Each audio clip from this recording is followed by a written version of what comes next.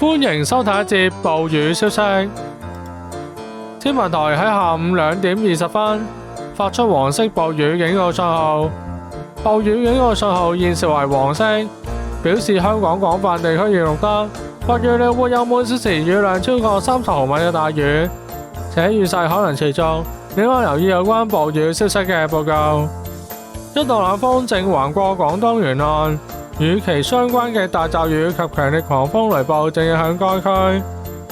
預測多雲有驟雨，初時雨勢有時頗大及有強烈狂風雷暴，吹和緩至清勁偏北風，初時離岸及高地間中吹強風。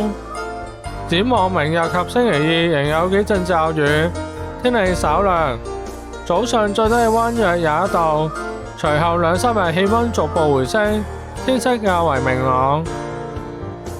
今節嘅暴雨消息講到呢度，多謝收睇，拜拜。